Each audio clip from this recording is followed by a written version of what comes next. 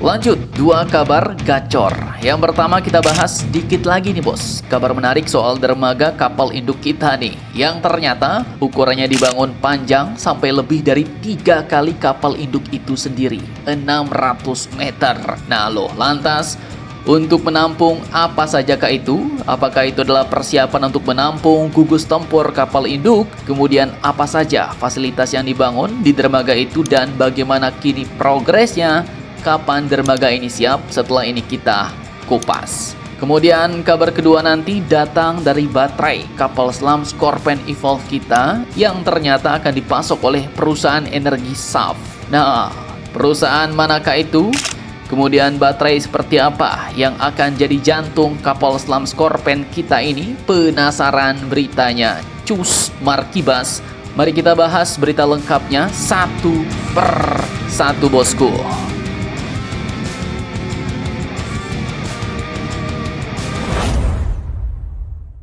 Oke, yang pertama terkait pembangunan dermaga kapal induk kita nih di Teluk Ratai, Lampung.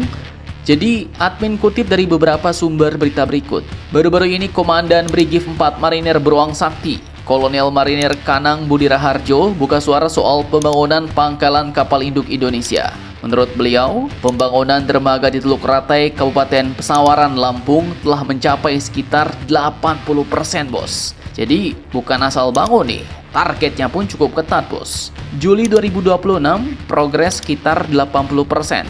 Kemudian akhir Agustus 2026 seluruh fasilitas selesai dan September 2026 dermaga siap menerima kedatangan kapal induk. Yang menarik, dermaga yang dibangun pun ternyata sangat panjang nih. Jadi kalau kapal induk Garibaldi panjangnya hanya sekitar 180 meter dengan lebar 33 meter, maka dermaga ini dibangun dengan panjang sekitar 600 meter. Nah, itu sekitar 3 kali lebih panjang dari kapal induk, bos. Mengapa dibuat sepanjang itu? Karena kedepannya dermaga ini katanya tak hanya mampu untuk menampung kapal induk, tapi juga dapat menampung para pengawal dan gengnya kapal induk yang biasa disebut dengan gugus tempur kapal induk, bos. Kolonel Kanang bahkan juga menyebut ada kapal eskorta, kapal penyapu ranjau, hingga kapal cepat yang mendukung operasionalnya. Nah, kapal eskorta sendiri itu artinya adalah kapal pengawal, bos. Kapal perang yang bertugas melindungi kapal utama seperti kapal induk. Dan kapal eskorta itu ya bisa jadi itu adalah kapal frigate, korvet, kemudian juga ada kapal logistik, kapal tanker, sampai kapal selam yang mungkin beroperasi di area sekitar.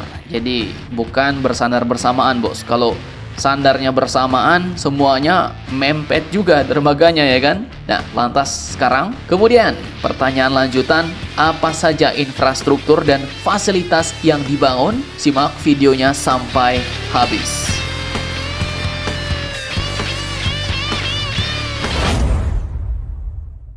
Oke, jadi artikel pun menyebut beberapa fasilitas utama nih bos. Yang pertama, diantaranya struktur tambat kapal. Ini kalian tahu adalah bagian yang menahan kapal agar tetap stabil saat bersandar, bos. Kemudian tiang pancang, ya ini jelas sebagai fondasi utama dermaga. Karena kapal berbobot lebih dari 14.000 ton, ya jelas fondasinya harus jauh lebih kuat dong dibanding dermaga kapal biasa, ya kan? Jangan pula pas kapal ditambatkan bersandar nanti ambruk pula dermaganya. Kemudian dibangun juga jaringan listrik karena kapal perang modern membutuhkan pasokan listrik dari darat ketika sedang sandar, bos.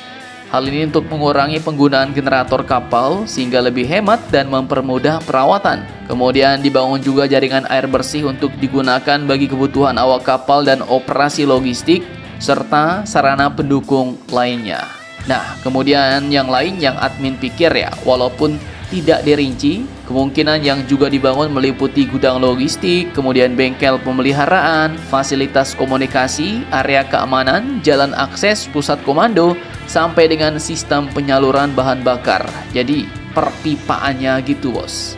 Kemudian selain pembangunan infrastruktur, sekitar 100 personel asing katanya dijadwalkan akan berada di Lampung untuk mendampingi proses transfer of technology atau TOT serta pelatihan sistem komando dan pengendalian bagi personel TNI Angkatan Laut.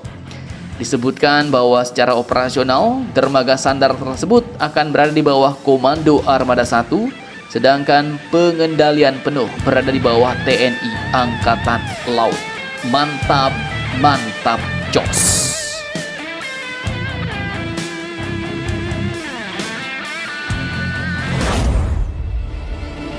Nah, lanjut kabar kedua yang tak kalah gacor. Ini admin kutip dari sumber berita pertahanan mantap kita nih, yaitu Indo Militer. Jadi ini terkait jantungnya kapal selam Scorpion baru kita, bos. Sumber tenaganya yaitu baterai. Jadi kapal selam kita juga pakai baterai nih. Tapi jangan salah, ini bukan sekelas baterai laptop atau baterai tabung merek ABC, Panasonic atau Alkaline ya kan? Tapi baterai yang digunakan adalah baterai lithium ion disingkat LIP yang ternyata bakal dipasok oleh perusahaan Prancis yaitu SAF yang merupakan anak perusahaannya Total Energies, bos. Nah, ini Total Energies kalau kalian tahu ini perusahaan energi besar nih. Dia kalau kalian pernah dengar itu seperti Chevron, Shell, British Petroleum dan lain-lain. Kalau di Indonesia, Malaysia itu macam Pertamina dan Petronas. Dan sebenarnya nggak cuma Scorpion kita katanya. SAF ini juga dapat kontrak besar dari Naval Group untuk jadi pemasok resmi sistem baterai lithium ion atau Li-ion untuk kapal selam Black Sword Barracuda sampai dengan seluruh keluarga Scorpion generasi terbaru yaitu Scorpion Evolve. Artinya setiap Scorpion Evolve yang diproduksi Naval Group ke depan akan menggunakan teknologi baterai Li-ion buatan SAF. Dan Indonesia adalah pelanggan pertama launch customer Scorpion Evolve versi full lithium ion baterai. Nah, perusahaan SAF ini pun mengembangkan baterai lithium ion khusus militer, bos. Jadi ini bukan baterai seperti di laptop, melainkan sistem energi kelas militer. Dan mungkin ada yang bertanya, kenapa nggak memakai AIP ya? Nah, AIP Air Independent Propulsion. Ya, ini juga memungkinkan kapal selam menyelam lebih lama, bos, tanpa harus naik ke permukaan. Contohnya ada fuel cell, kemudian Stirling engine sampai MESMA. Namun, AIP itu juga punya kekurangan, yaitu mahal, sistemnya rumit, perawatan sulit, dan logistik lebih kompleks. Nah, terkait hal ini Naval Group pun akhirnya memilih pendekatan baru, bos.